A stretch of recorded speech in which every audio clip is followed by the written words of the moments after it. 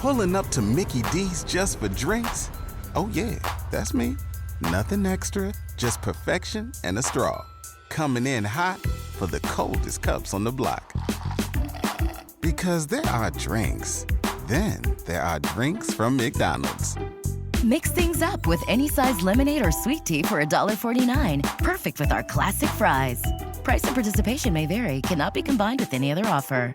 Ba-da-ba-ba-ba. Everybody in your crew identifies as either Big Mac Burger, McNuggets, or McCrispy Sandwich. But you're the Filet-O-Fish Sandwich all day. That crispy fish, that savory tartar sauce, that melty cheese, that pillowy bun. Yeah, you get it. Every time. And if you love the Filet-O-Fish, right now you can catch two of the classics you love for just $6. Limited time only. Price and participation may vary. Cannot be combined with any other offer. Single item at regular price. Ba-da-ba-ba-ba. Are you ready, kids? Get your parents' permission, check your mailbox, and grab your shopping cart. It's time for the Adventures in Collecting podcast. I'm Eric. And I'm Dave. Welcome to Adventures in Collecting, where we talk toy news, culture, and hauls, along with our journeys as collectors. Hello, everybody, and welcome back to Adventures in Collecting. Hi.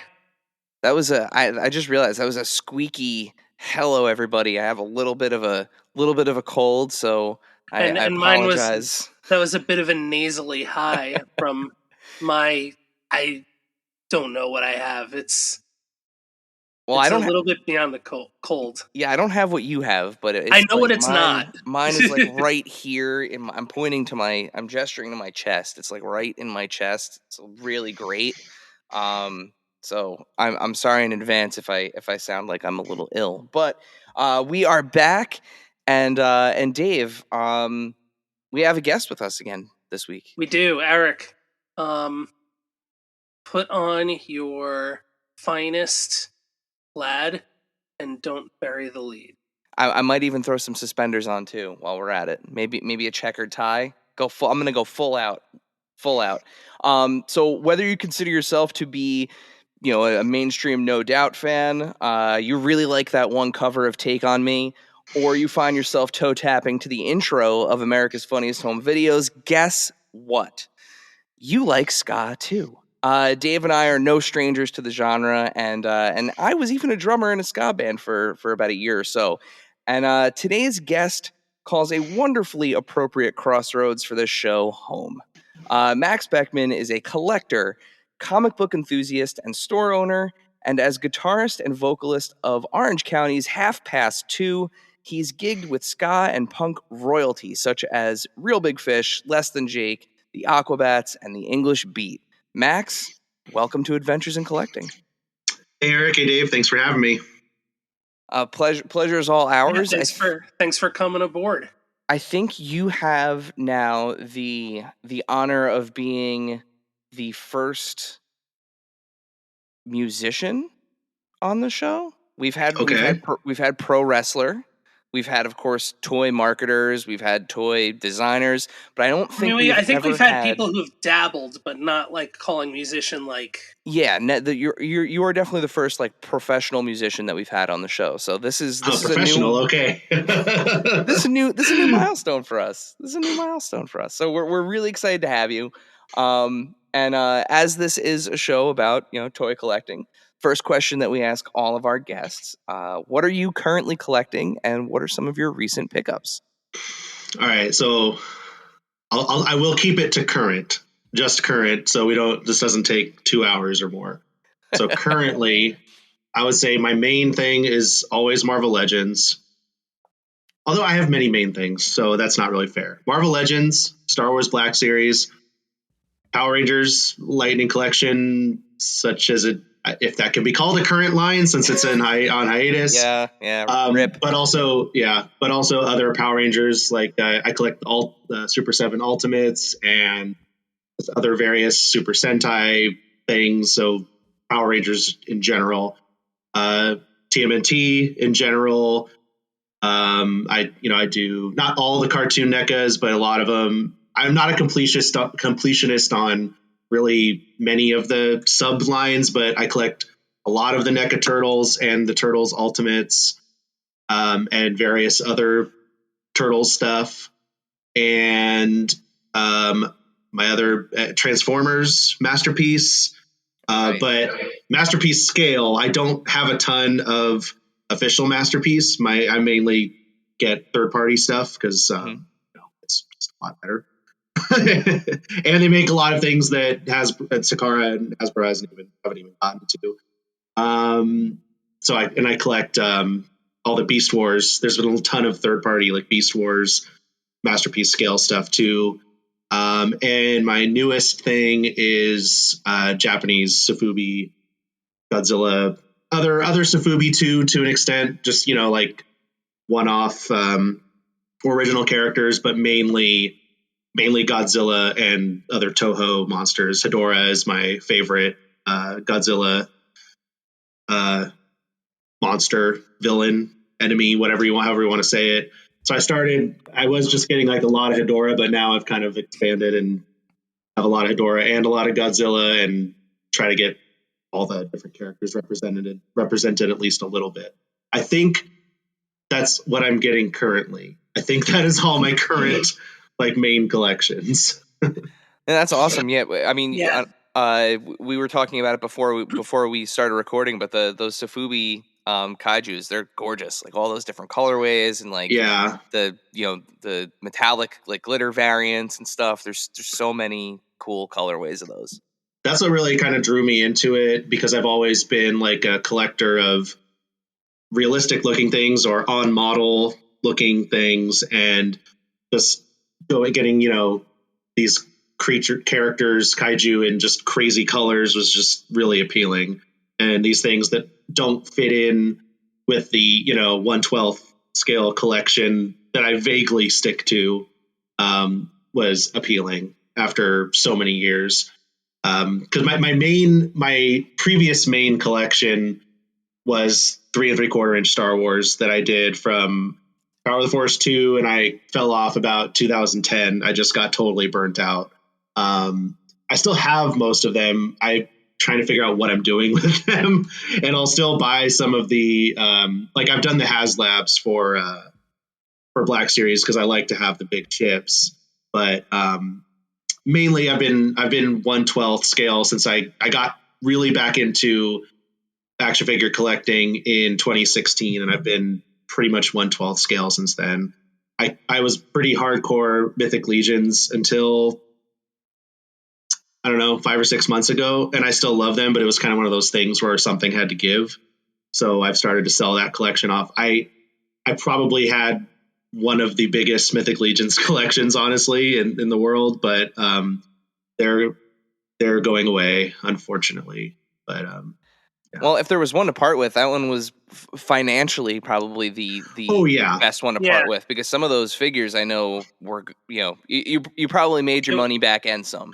Mythic Legions, most lucrative. Yeah, it's almost impossible to lose money on Mythic Legions if you bought them, when they were first available as a pre-order direct from Four Horsemen.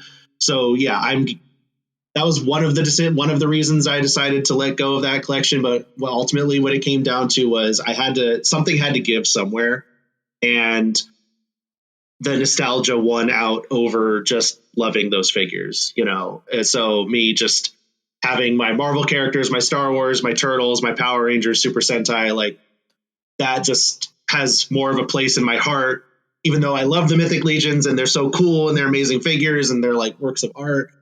They're awesome and I love them, but I had to draw a line somewhere. Yeah, totally get it. This is kind of the year for me where I'm trying to determine some more strict guardrails because things have gotten a little out of hand. So I know the feeling. Yeah, I mean, I got really, really out of hand like during pandemic because I was just like working all the time and just at home. Well, not at home, in my warehouse too, and just we weren't going anywhere, and so I just was like, there's more money because we're not doing anything, and now I'm like, oh boy, because I was doing like G.I. Joe Classified, and I was doing all kinds of like just, oh, that looks cool. Like I was doing Thundercats Ultimates, even though I never watched Thundercats as a kid. I was like, oh, Ultimates, I'll just get all the Ultimates. But then it's like, what am I doing? So, like, these are cool. I should have this because it will fit in this collection of 112 figures, but there's too much stuff. So it is a line we all get to, for sure. Yeah. So getting into the band, Half Past Two was formed in 2006, nearly 20 years ago. I would say at the height of kind of that era of kind of pop punk and ska being a big thing. How did the band initially come together? Well, I mean, ska was not popular when we started this band, and it's still not popular, but it's been like making inroads lately. I went to high school at Los Alamitos High School, which is kind of a epicenter for Orange County ska in the 90s. That's where Real Big Fish was formed. That's where Monique Powell from Save Ferris went to school. RX Bandits came from that school. So it was kind of always around. When I was a kid, my best friend's older sister had a boyfriend who was one of the original saxophone players for the RX Bandits, who were known as the Pharmaceutical Bandits at the time. So I saw them in the gym at Los Alamitos High School when I was still in elementary school or middle school, and that was really cool. Then I kind of forgot about it, and then not forgot about it, but I never really got super into ska until I was in marching band in high school, and one of my someone formed a ska band. I was like, oh yeah, ska, I've heard of this. And then I just was like that was it. It was over from that point. I learned guitar so I could play ska. I never wanted to do anything else. When I was a senior in high school, I formed a cover band called King Otter Pop and the Slush Tones. And we played a talent show. We did that for a few years because we were in marching, all the members were from marching band. So we had like younger members. So we were able to do it for a few years in a row. And then in the summer of 2006, everyone had graduated and we kind of were just like, why don't we try being a band for real? And then we made the transition to Half Past Two. And it hasn't, we were really active from 2006 to 2009. And then, you know how bands go, there's a lot of drama. So there was a break where I was not in the band for 5 years, even though I was the one that started it, but we don't need to get into that. And then the last 10 years have been like super, like we've been super, super active and just kind of going with it since then. Yeah. I mean, it's one of those things where I laughed when you said ska, ska wasn't popular when you formed the band and it's like, finding those inroads now. And I know like there, there's a lot of YouTube creators out there like Ska 2 Network, that have kind of repopularized the like ska cover scene, right? Or helped repopularize it. But like, it's one of those things where at least here in New Jersey, being in and out of bands since I was 15, there was always like every town had like their ska band. There was that like one ska band and they were like so popular. They were always like the most musically talented because of course like all the horn players and everybody like they're the professionally trained musicians that like and I mean we were the state that together. Had like Catch 22 and Streetlight and Yeah, it's just it's funny because like I always and Dave too. I mean we always loved the genre, So whether it was whether it was the Boss Tones, whether it was like honestly one of my fondest memories of going to like a concert when I was younger was the Skank Across America tour, where it was Real Big Fish and Less Than Jake co-headlining like a big outdoor. Oh yeah, we were at Starland. Yeah, it was the best. Streetlight was on that too. Yeah, it was so much fun. Suburban Legends, Patent Pending. That's right. Oh, Patent Pending. Yeah, Starland Ballroom is always one of those venues I've always seen like flyers for forever, but I've never been there or anything. Obviously, I've never been to New Jersey before, so.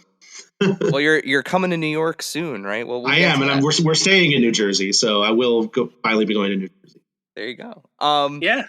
So you mentioned, that you kind of got your, cut your teeth on, doing covers, and that's the cover scene has always been something that's been very closely associated with ska. And you guys have done some really interesting covers past couple years, from Ludo's criminally underrated "Love Me Dead," "Dance Magic Dance" from Labyrinth, which we are both tremendously fond of, and most recently, actually the first song I ever heard from you guys was your cover of "Three Small Words" from Josie and the Pussycats. Yep. How do you go about picking these songs, and what's the process to put kind of the 2:30 spin on them?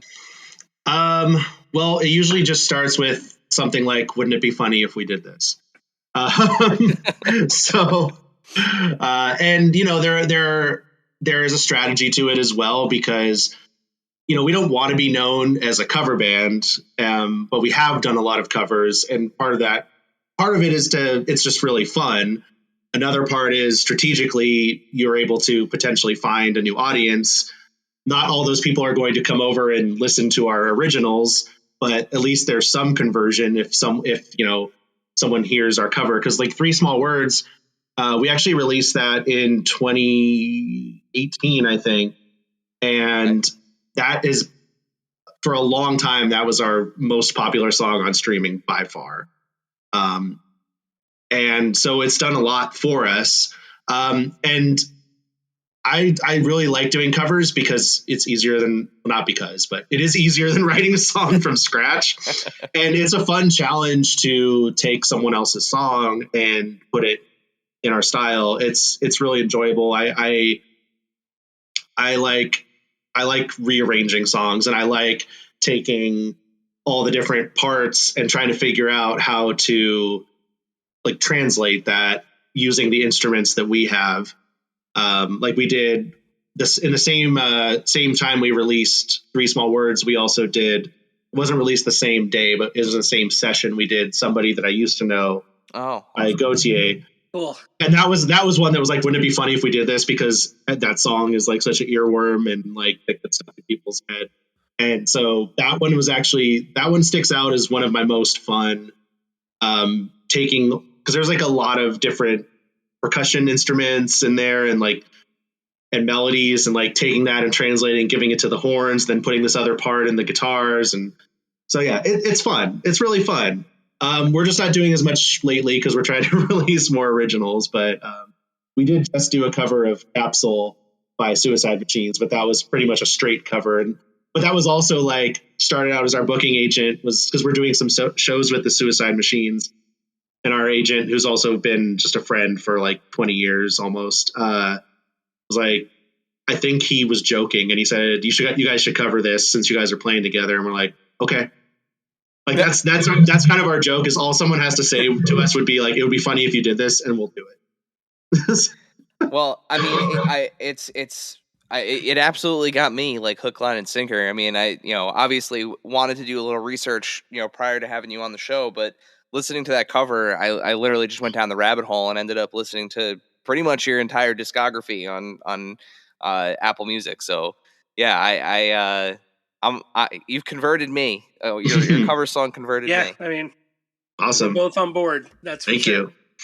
you. So speaking of the road, you're headed back out on the road with some dates booked already. So as a collector, how does touring impact your collecting habits? I would say now it doesn't much, because, I don't have to tell you guys, like, so much is just online. Like I don't do toy hunting in person unless it's like a convention. I do look for like Sofubi and stuff, but there's not a lot of stores like that. So if I was touring in like the old days, in like the late 2000s, I think I would be trying to go to Targets and Walmarts all the time, like, because that's what we had to do back then. Yeah. I always tell people when it comes up, like, I went to college at, in Irvine, UCI, and I would have like space between classes, so I would have routes that I knew how long it would take me. So it's like, okay, I have an hour and a half so I can hit these 3 targets on this one Walmart, or I have 2.5 hours. Should I write this essay or should I go hit 5 targets?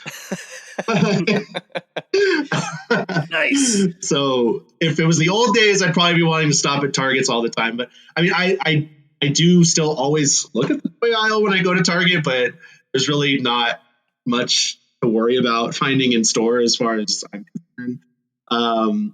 So yeah, not so much. But I am trying to find some unique like Sofubi toy stores or some that might have that kind of stuff where we're going now. So that's I'm hopeful for that. You got to keep an eye out for those little like the little mom and pop places, and I mean, little for sure stores as opposed to the big box stores. Yeah. And you're headed to New York, so there's a lot. I mean, even just a trip to Midtown Comics, is just kind of like a fun experience if you've never been there. I haven't, but my number one, my excitement about going to New York is that we're going to stay in New Jersey and that I'm going to go to Quick Stop, because that's like, there you go. That's like going to be a religious experience for me. So done it, and it is. Yes. Yeah, it is. I'm very excited for that. Yeah, that's we're also big. I think it's part of like it's part of being of our generation. Like if you're not from New Jersey and a Kevin Smith fan, it's like you're suspicious. It's not it's certainly, it's always like, oh really, okay, cool. Yeah But it sure is like, my one friend and I took the picture out front, like, all right, who's gonna be Jay, who's gonna be well, we'll take 2, all right. So yeah. Does speaking of being on tour, does collecting ever come up with any of the other bands that you guys gig with? Like, do you ever find any kind of bonding happening over collecting? I've only met one person ever. His name is Joseph, and he's from a band called Take Today, and he's the only person I've ever really met in another band that is also a collector. I met him when I went to Fest in Gainesville. We weren't playing that year, but we've never played Fest. But I met him, he was there, and that's like the only person I've met through music really that's also a toy collector. So not that much, honestly. Yeah, we're always looking for that like weird in route with somebody that is kind of unexpectedly a collector. And always looking to see who's out there, who's ready to like be the new face of making it even cooler to be a collector these days. Like we just learned the other day, Batista. I can't think of his Dave Batista. Thank you. Is apparently he's a massive lunchbox collector. Wow. And I mean like. He posted lunchboxes. He posted a video of his lunchbox collection, and it's funny because it's like an IKEA Detolf, right? And it's a video of him putting in like one lunchbox, and he pans out, and you're like, oh, the whole Detolf's filled with lunchboxes. That's really cool. And then he keeps like moving further and further back, and you're like, oh, he's got like 3 or 4 Detolfs full of lunchboxes. Wow, that's a lot. And then he keeps going, and you're like, oh my god, the entire room is walled with Detolfs, and they're all filled like 100. All right. I need to see this. Boxes. It's unbelievable. Yeah, he talked about it like in brief in one of those old WWE documentaries about him, but like, yeah, that's a huge thing for him. Lunchboxes. So I found the source of it.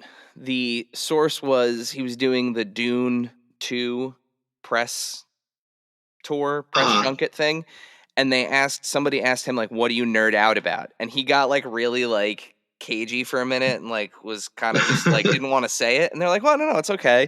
And he was like, I really like lunchboxes and action figures. And they're like, what? And then then it cuts to the video of him with just an insane lunch, and they're awesome. It's like they're all like the vintage, like those nice colors, the like full print on the front, really cool. Very, very cool. Yeah, I think like the newest one was one he was on. Like a Guardians one or something. Wow. Yeah. Or it might have even been a wrestling one. But there was one that it was new with him on it. But the another thing that Dave and I both collect that is a hot topic right now for you you guys are putting out a new record and on vinyl at that. So tell us a little bit about the new record. Yes, we have a new record coming out on April 19th. It's called Talk Is Killing Me, and it's going to come out on Bad Time Records. Bad Time Records is kind of like the epicenter of it's like the where ska is happening. There's other labels and stuff like Ska Punk International doing some cool things, but like Bad Time is where it's where bands want to be, frankly, for the most part. And we've been working towards it for a long time. Like a lot of our friends are on Bad Time, and we've been friends with the owner. The owner is the lead singer of the band Kill Lincoln, and so this is something we've been working towards. So it's super exciting. We started working on the record in August of 2022. And we brought in a new co-writer producer, Reed Wolcott. She is the lead singer of the band We Are the Union, who is another one of my favorite ska bands. And so that's kind of completely transformed our process. She's like a songwriter, so we'll get in the room and we can just write a song.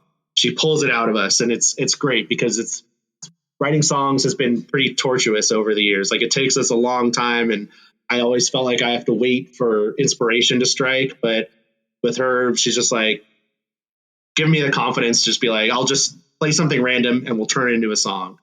And it's been very rewarding, very great experience. And yeah, the first single is called Dominoes, and it came out on February 23rd. So we got a video streaming for that, and it's available to stream everywhere. Yeah. And there will be more singles coming soon, with the full album dropping on April 19th. Well, the first single is great. Video is a lot of fun. I really enjoyed it.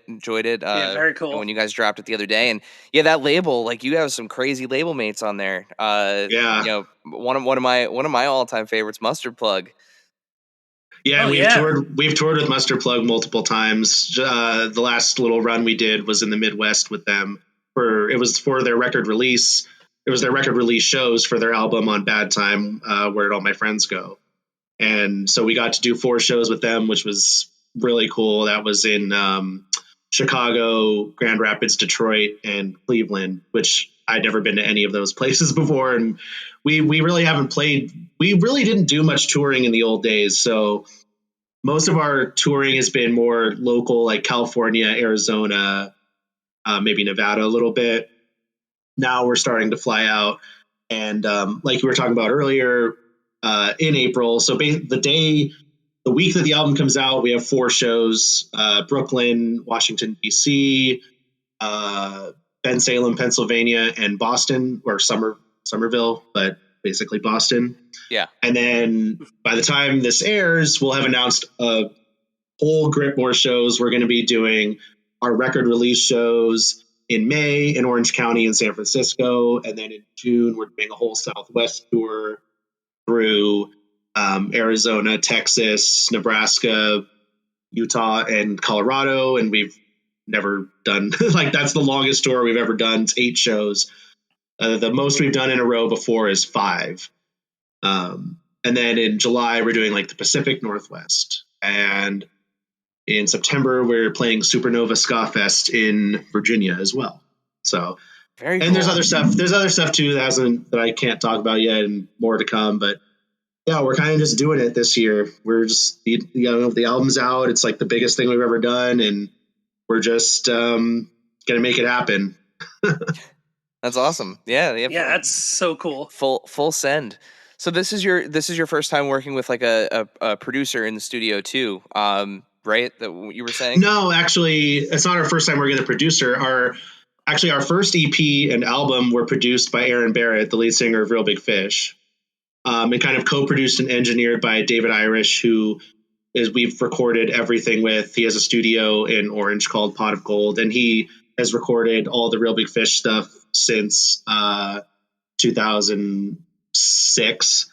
And he's worked with a whole bunch of other bands, and he co-produced and engineered most of the new album. We wanted to keep him part of the process. He's a very, very important Half Past Two team member and a very close friend. So it wasn't like we're replacing, it was just like we're adding Reed in. But we had never co-written with someone before outside of the band. When we worked with Aaron and with Dave, we had the songs and we would make changes to them in the studio with them, but we'd never like from the ground up worked with a co-writer and producer. So it was a whole new experience in that regard. And is it weird having somebody kind of like get into your head and like get into like the creative space with you like that? No, it's awesome because it takes so much pressure off. Like it takes so much pressure off. And I also just trust her. I trust her judgment so much. So if I'm feeling self-conscious about something, wondering if it's like good or not, I know that she's not going to lie. You know, she'll be completely honest. And so it's very freeing and it's a very awesome experience.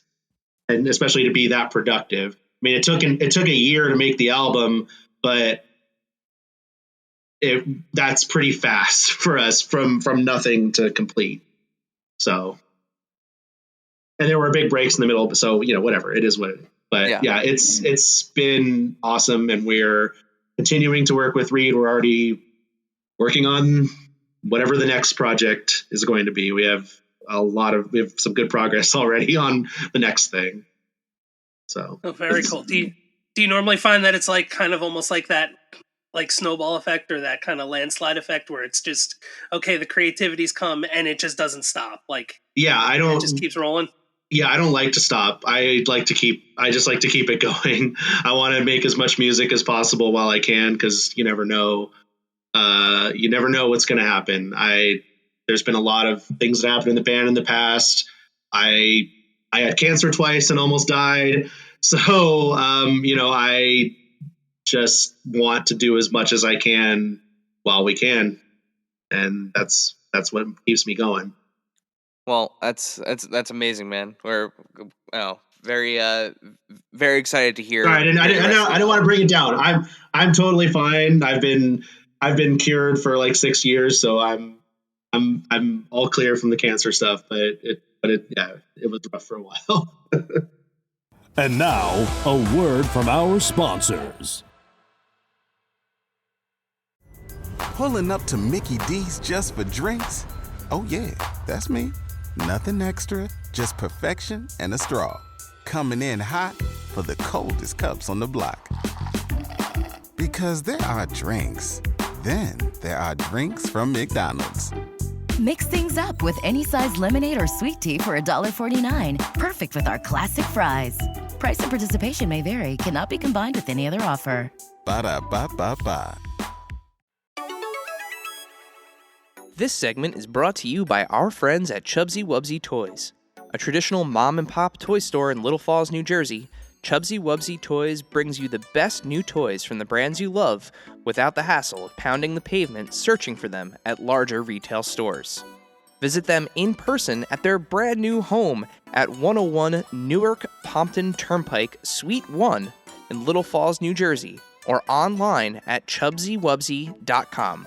That's CHUBZYWUBZZY.com. And tell them Adventures in Collecting sent you.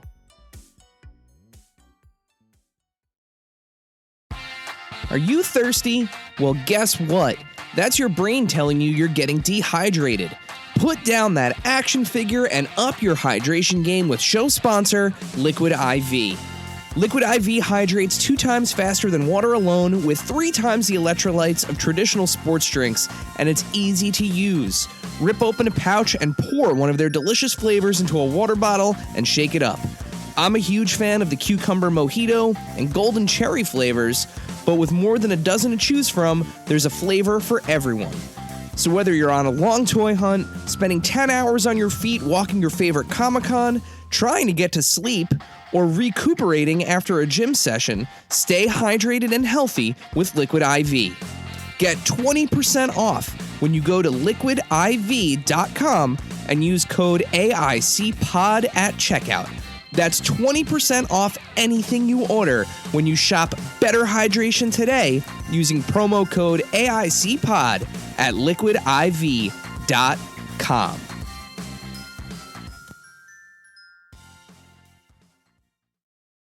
And now, back to the show. So outside of the band, you also run a comic shop and an online store. How did that opportunity come into your life? So I actually just own a website, cheapgraphicnovels.com. We used to be part of a store called Pulp Fiction, which is in Long Beach, California. One of my best friends, Ryan, still owns it. I started working there. Well, I started buying my books there in 2006, I think. And in 2007, one of the employees was moving. And so I swooped in and took that job. And at the time, it was just Wednesday mornings to get the new comics and set it up. And that was it. And then my ex-boss decided to start the website, cheapgraphicnovels.com. And I kind of built most of it from the ground up. And then as things got busier, I became the first full-time employee of the shop and the website in 2010. And then everything, kind of grew from there. And cut to 2019 or late 2018, my ex-boss told me and Ryan that he was going to retire basically or move on to other things. And he wanted to sell the website to me and sell the store to him. And kind of the rest is history. I officially took over as the owner in April of 2019. And that's what I've been doing since, just the website. And I'm glad that worked out because I really didn't want to do anything else. And we didn't really even get into the topic of comic books, but is that something else that you're also, that you collect kind of actively, or has that been more just kind of like business now? No, it's very active. I collect hardcover graphic novels for my personal collection. I have a very very large personal collection in the room next to where I am right now. So, okay.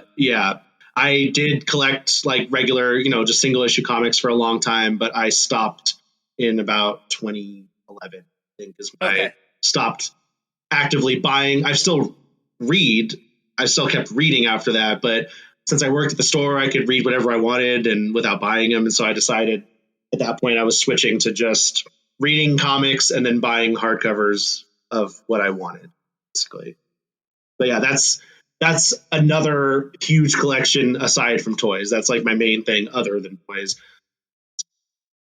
So we've got a question later on that talks about like historic graphic novels, but what are some of like the current things that would still be out there if people wanted to pick up single issues of like current series that become collected that are things that you're actively reading? As far as like reading comics that just come out on a monthly basis, I've really pared it down to just keeping up with X-Men and Spider-Man, because those were the things that I started with when I started reading comics in like 24 years ago. So I keep up with those monthly for the most part. Everything else, I kind of switched to enjoying it more, also for my attention span, just like reading it when it's done. So when they do like the big omnibus collection of a whole 40 issue series, I'll just sit down and read the entire thing in a weekend or whatever. And I've found that's much more enjoyable now. But X-Men and Spider-Man are my two main, my favorites as far as Marvel goes. I mean, I don't just stick to Marvel and DC. Like I have everything, all, independent stuff, old stuff, EC Comics, Creepy and Eerie magazine collections from the 70s. Like I just love comics. So I have a big library that runs the whole gamut of comics. That's awesome. Yeah, I've kind of gone the same direction where for Ghost Rider for me. But I've kind of gone the same route too. I actually have totally abandoned the physical books. I read them all on my iPad now. I have I do like the Marvel Unlimited subscription, and I just I do it that way now, because instead of taking up space, real estate being important, Oh, you mean you don't also want stacks of long boxes like I do in lieu of like toy space as well? Nope, I'm already out of space, Dave. Which makes me angry. So yeah, it's nice having them all on an iPad. It's not the same, experience wise. Yeah, but like I read digitally too. Like all the single issues I read digitally, and sometimes if I I need to read something, I don't have the book on hand, I'll read it digitally. But and it's nice because you can kind of lean back or be in bed and read it. But I do overall prefer to read physically for sure. There's nothing like it. I mean, every now and then there'll be something that comes out that like, I guess I shouldn't say I've completely stopped. I'm just extremely picky. So like the most recent thing I picked up was like The Last Ronin. Same. That hardcover is first of all, it's gorgeous. The foreword in it by Robert Rodriguez is amazing. But yeah, it's like when something like that comes out, that's something that like that definitely needs to be on the shelf for sure. But so switching gears back to toys, this is something that's interesting. There's a lot of toy companies out there that are making music related toys. Like, you have Super 7 making ultimates and reactions of musicians. So, there are a lot of toy companies out there making really great figures right now. If you could be an action figure in any line, what would it be? And what would be your accessories? Okay. I want to say Marvel Legends, but I'm not a Marvel character, so I don't think that really pertains. So I'd have to say Ultimates, because Ultimates could be anything. And also Ultimates come with tons of accessories. Like that's kind of part of the deal with Ultimates. So you have the most options. So obviously I'd have to come with a guitar. And I think I should come with other action figures of all the things I collect. So like for the Megazord Ultimates, there's like the two little, or they've done it throughout the Power Rangers Ultimates. You get the little the tiny ones, to go with it. So I would need to have at least, a couple, like a Spider-Man and a Wolverine and like a Blue Ranger, because Blue Ranger's the best, original Blue Ranger. Yeah. And a Leonardo, blue. I don't know honestly, it's funny because like my favorite color is blue. And I really wonder if it's because of Leonardo or if that's just like not related at all, because TMNT was my first love. Like I had everything to a certain point. And I ended up selling it all to pay for Star Wars stuff. Once Star Wars became the be all end all for me, I sold all my Power Rangers, all my Turtles, which, I don't really say I regret because I wanted more Star Wars, but I really wish I had mostly the Turtles. Like the Power Ranger stuff, I don't really care about having the original Megazord. I like having the newer fancy ones, and that's cool for me. But I wish I had all the original Turtles, because I don't think there's ever been another toy line like the vintage Turtle line. It's the creativity and just the weirdness. Oh yeah. Cannot be matched. And I do wish that I had those. And that's why the TMNT Ultimates are, well, it's kind of changed, and because I don't really know why it's changed, and they're maybe not doing all based on vintage toys, but at least the first several waves of TMNT Ultimates, that was like, this is my favorite line, my favorite Turtles line, because they are recreating the original figures. And when I get them, I try to like make them in the same pose that the original ones were stuck in, So anyway, that was a total tangent. I should come with a Spider-Man, Wolverine, a Blue Ranger, a Leonardo, and a Luke Skywalker from Return of the Jedi. Buff Luke Skywalker? Like, should it be like like Power of the Force, like buff? No, POTF2, no. A vintage collection, or Black Series, whatever. I guess Black Series. And I think that covers all the main food groups. And what kind of guitar? Would it be a Telecaster? No, I don't play a Tele anymore. My main guitar is a Reverend, which is a newer brand, and a lot of ska artists play a Reverend. But I also play a Gordon Smith, which is a British company that I got because Aaron Barrett used the same guitar, and I use Aaron's Gordon Smith in the studio sometimes because that's where it lives, and then I decided to get my own, and it is blue, so probably that one. because, to keep the blue theme going. Very on brand. Very on Yeah, brand. for sure. I know exactly which guitar you're talking about. I can picture it. If it's the Real Big Fish one that I'm thinking. His is orange and red sunburst. Yep. Mhm. That's the one. That's Yeah. the guy. Yeah. Oh, such a cool guitar. Yeah, no, that's a great choice. Super 7's a solid choice because, like you said, Yeah, you get for sure. you get all those accessories. That's good. So I feel like we briefly touched upon it, but it's something that we all love. Like, is there also a record collection to go with, like, kind of the ska history and influence for you? I have a pretty modest record collection, honestly. I only started collecting them a couple years ago, and I don't really collect them per se because I didn't want to start yet another collection. I just get the ones that I like. I don't like. I'm not like out hunting rare ones or anything like that. The ones, my favorite albums or my friends' albums, I just buy them. I have 4 Cal-X cubes full, and that's the entirety of my record collection. So it's more just a little thing in the closet than a main thing. So we kind of mentioned it earlier on in the show, but we have to thank friend of the pod, Ryan Ting from the Marvel Legends team and fellow pop punk and ska enthusiast for connecting us. So I think in lieu of our normal Q&A section, I think it's only fair that we hit you with a couple of questions from Ryan. Sure. So Ryan is going to lead our Q&A. Dave, do you want to roll with the first question there? Yeah, sure. So number 1 is, what are your top 3 ska bands? My top 3 ska bands: Real Big Fish. I'm going to do this part historically and part current. So, Real Big Fish number 1. We Are the Union, and it's so hard. That is so hard. The Hippos. Okay. You know what? It's really hard to just say 3.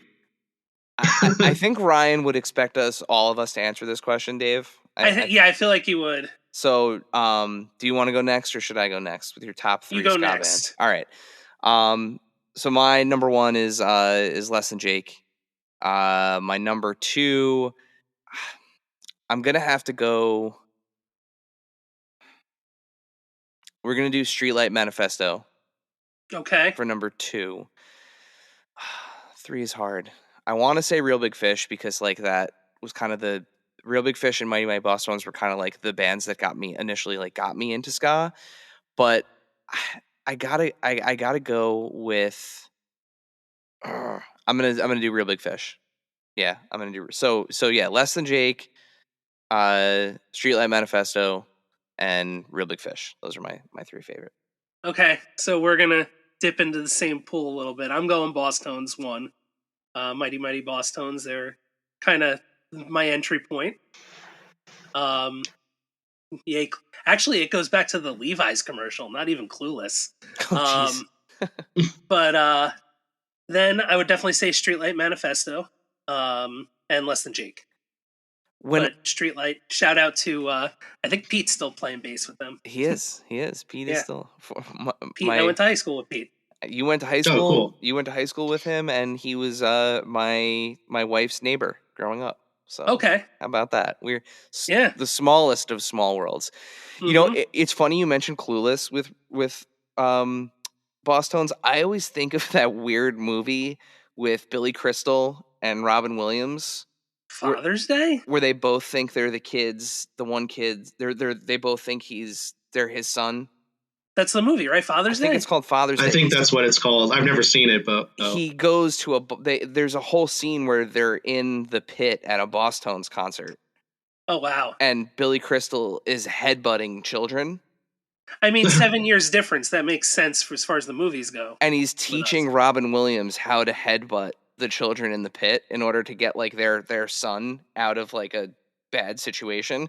But I like it's so funny to me because it's like the complete opposite thing that would ever happen in a Mighty Mighty Boss Tones concert happening in that pit. But yeah, that's what I anytime I think of that band, I am immediately drawn to that very strange scene from that movie. Now I have to watch it. Oh, it's a bizarre movie. I haven't seen it in probably. It's got to be like 15 years at least since I've seen it. I don't even know if it's like available streaming anywhere, but yeah, I have an amazing recall for its existence, but I've never seen it. Yeah, it's a weird one, and the kid is somebody famous too. I want to say it's Nick Papagiorgio from Vegas Vacation. I think. Ethan Embry. Yeah, thank you.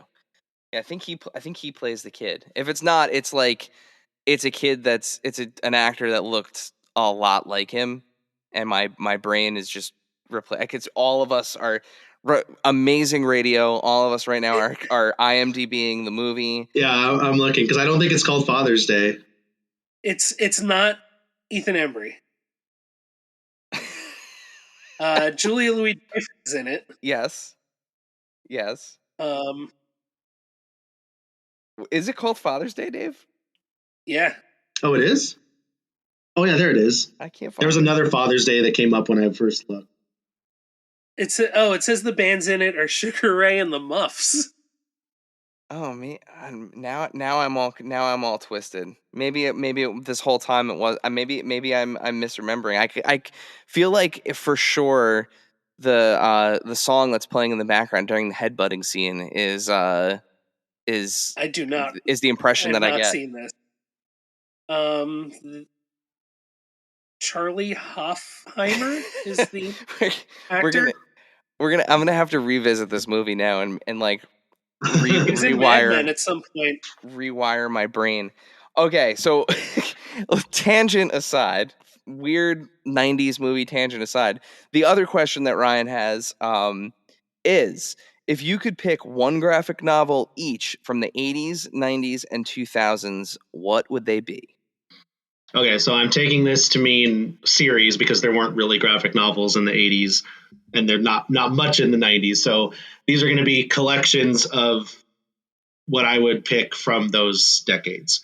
So for the 80s, while it's not 100% 80s, started late 70s, I'd have to go with the Uncanny X-Men Omnibus Volume 1 that collects the first however many issues, starting with Giant Size X-Men #1, which introduced the modern X-Men team: Storm, Wolverine, Nightcrawler, Colossus, Banshee, Sunfire, Thunderbird, maybe forgetting someone. But that would be my pick for the 80s. It's like I said, it starts in the late 70s, but close enough. My 90s pick is going to be totally out of left field, but it's for nostalgia reasons. And it ties into something for Ryan, which is I'm going to pick X-Men Operation Zero Tolerance because that original trade paperback was one of the first trade paperbacks I ever got and one of the first X-Men stories I read in full, which is not one of the most popular storylines of all time. It was later in the 90s when comics weren't as popular anymore. But because of when I read it and how early I read it, it's always had a very special place in my heart. And the three members of the X-Men that joined in that story that have a special place in my heart because of it, even though most people don't care that much about these characters, are Maggot, Marrow, and Dr. Cecilia Reyes. So was so happy when we got a Maggot Marvel Legends. Yeah. And now I just need Ryan to get on Marrow and Cecilia Reyes for me. See, when I think of Zero Tolerance, I don't know why and I might be wrong because my brain is clearly failing me this evening. But there's a cover of like Wolverine in like a yellow tactical vest. Yes. He's like leaned forward. I love that version of Wolverine. I think that was drawn by Leinil Francis Yu. I think super cool cover. Jumps right, and I can remember like the like circle Zero Tolerance like logo is in like it's either in the upper left or upper right, but like awesome cover. I would love a Marvel Legends version of that Wolverine. I was also stoked to get the Bastion with the Sentinel as well. Yep. Okay, and then the last one. Oh yeah, in the 2000s. The 2000s. Yeah, so Ultimate Spider-Man Omnibus Volume 1. Because Ultimate Spider-Man was my top favorite book for many, many, many, many, many years. And it was one of the first books I started reading when I started reading comics. Issue number 4 is when I started buying it off the rack. And I just love that series. I mean, it's almost impossible for me to narrow it down. Like when you're taking the last 24 years, 23 years, like it's almost impossible for me to just pick one. But that was the first one that came to my mind, so that's why I'm sticking with that. I still have my Ultimate Spider-Man #1 in a board bag somewhere.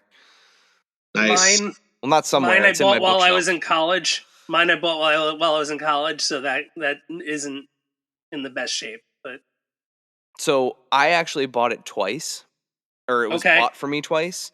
The one that I read no longer exists.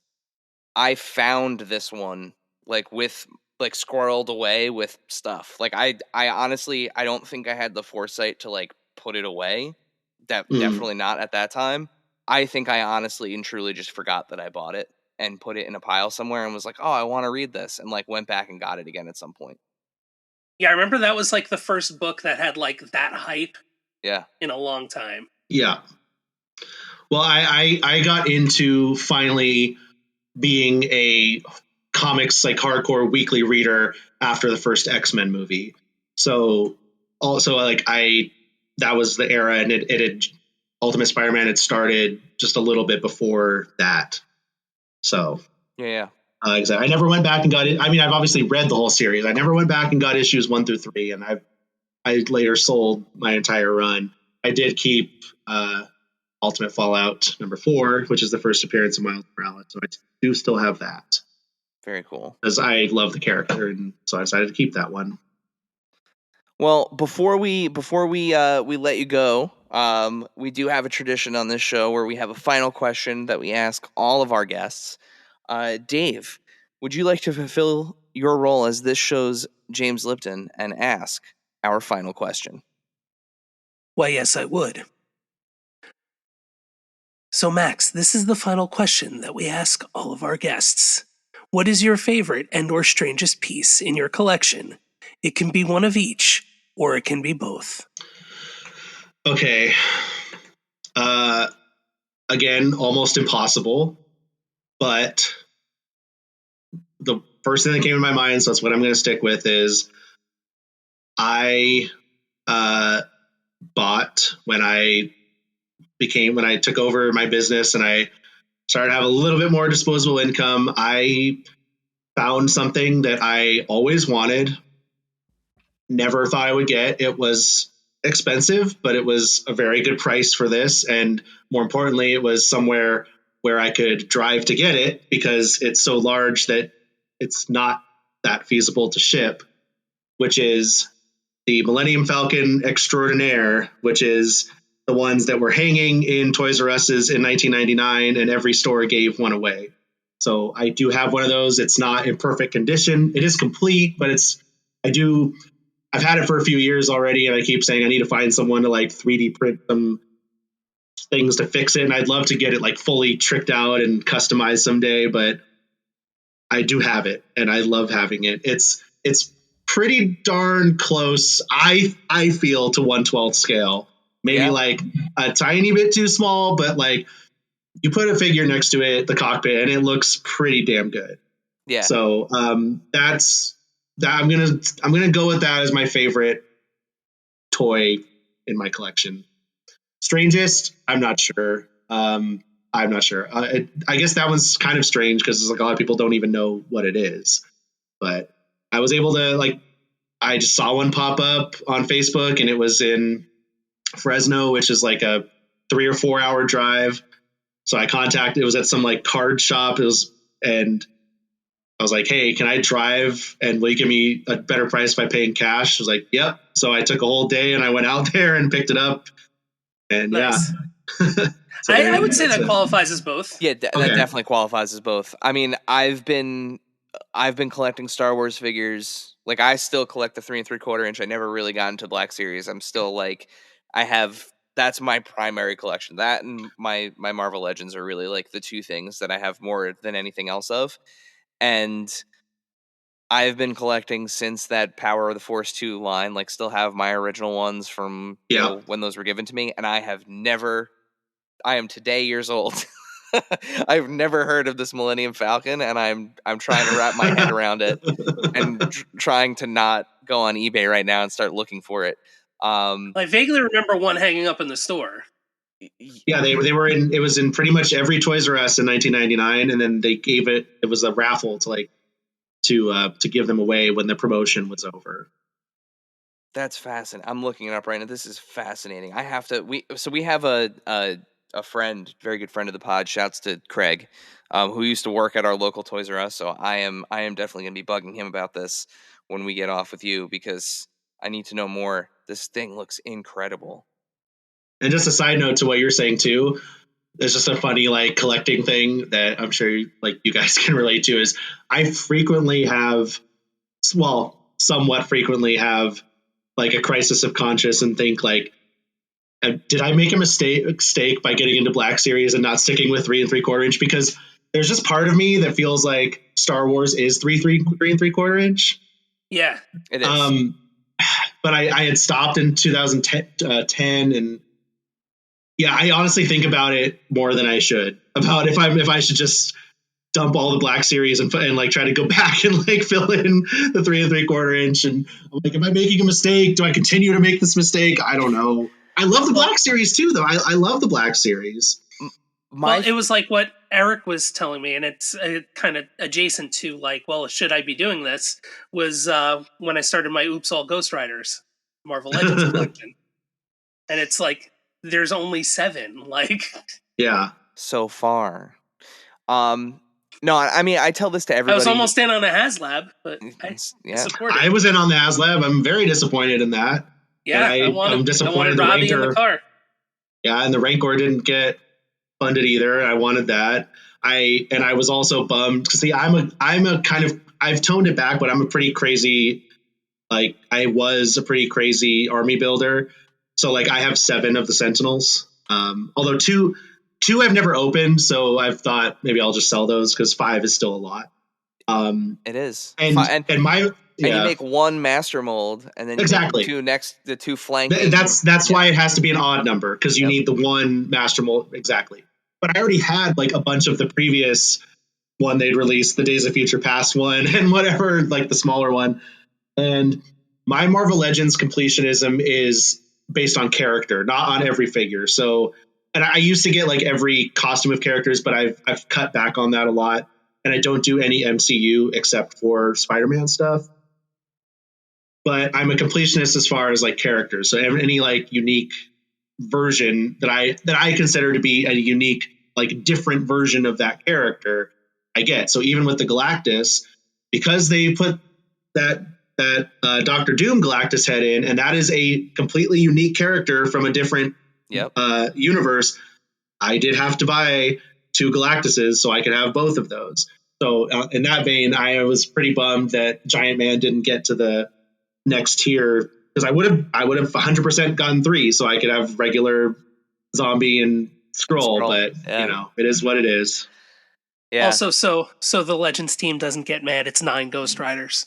No, you looked it up. No, I was counting in my head. So the one thing I always say to people who are on the fence about the Vintage Collection or Black Series, or like they're trying to like they're having that kind of like internal dialogue. I mean, the way that I see it is there are just things that I can get with the Vintage Collection and in the 3 3/4 inch scale. And I mean, some of those older older Hasbro figures, even with the limited articulation, still hold up really well. Like even if they're background characters or whatever. I think one of my favorite.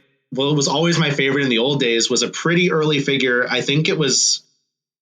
It was Green Card POTF2, which was the removable, the Return of the Jedi Vader with the removable top helmet and the removable hand. That figure was like perfect. And that came out in like 1997. Yeah, rules. I mean, the yak face that I'm staring at I have my long story short, like there are things you can do with Vintage Collection that you can't do with Black Series. Like, I'm looking at Jabba's throne room setup on my display right now with all like completely filled in with all of the characters and everything. And like, they can never do a set like that. They're never going to make a Millennium Falcon that's even close to being on scale with 112. Oh, I'll definitely, like I said, I still have all my 3 3/4 inch from back in the day. So I will, one thing I decided, I did sell some stuff, but vehicles for sure I won't get rid of my BMF, you know, and I did get the Razor Crest, and I am getting the Ghost, and I pre-ordered the Sabine and whatever the ones that they just put up, so I could have the whole Ghost crew in that scale in the Ghost. But yeah, but you know, to your point on the Jabba's Palace, though, I did get a third party throne from eBay, so I do have my own little Black Series Jabba's setup as well. Nice. Yeah, shouts to Landspeeder Luke. Makes some really, really cool stuff for 112 for Black Series. For sure. Well, listen, Max, this has been an absolute blast. This is a lot of fun. Before we say goodbye, please let our audience know, where can they find out all the news about 2:30? Where can they follow you? Where can they pre-order their vinyl edition of your new album? Yeah, so as far as the band goes, we are at 2:30 Ska everywhere, so 2:30 SKA. The new album is available through Bad Time Records, which I'm double checking right now. I think is just badtimerecords.com. Yes, it is. So if you go to badtimerecords.com, our album is the thing that pops up right now. Pre-order campaign is going. The first variant, the Cosmic Swirl, which is absolutely gorgeous, and I can't wait to see it in person. That is half sold out. So get on that. And then as far as work goes, cheapgraphicnovels.com is my website, at cheapgn on Instagram.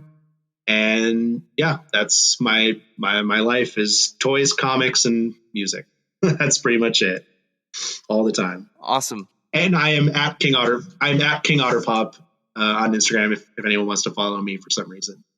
Well, we'll make sure to put all of the links to all of those things in the show notes, so that way you guys can, you know, tap and or click to follow and support 2:30. And hey, maybe when you're out here in later in April, maybe we'll try to get out to Brooklyn to see you guys play. Yeah, let me know.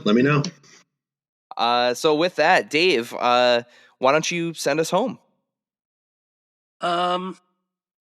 Everybody, put on your favorite record and dance. Just get in a little circle and dance. Thank you, dear listener, for hanging out with us today. Subscribe, rate, and review us wherever you listen, and then tell your friends to do it. Thanks also to Joe Azzari, the golden voice behind our intro. Our music is Game Boy Horror by the Zombie Dandies. Find more about them both in our show notes. Follow us on social media at AIC_podcast on Instagram and Twitter. Stop by and say hi, show us your toy hauls, and share your toy stories. Maybe we'll talk about it in a future episode. Don't try this at home. Void where prohibited and some assembly required. Each sold separately, not a flying toy. Consult a physician if your toy run exceeds more than 4 hours. This has been a non-productive media presentation. Executive producer, Frank Hablawi. This program and many others like it on the Non-Productive Network is distributed under a Creative Commons Attribution Non-Commercial No Derivatives license. Please share it, but ask before trying to change it or sell it. For more information, visit non-productive.com.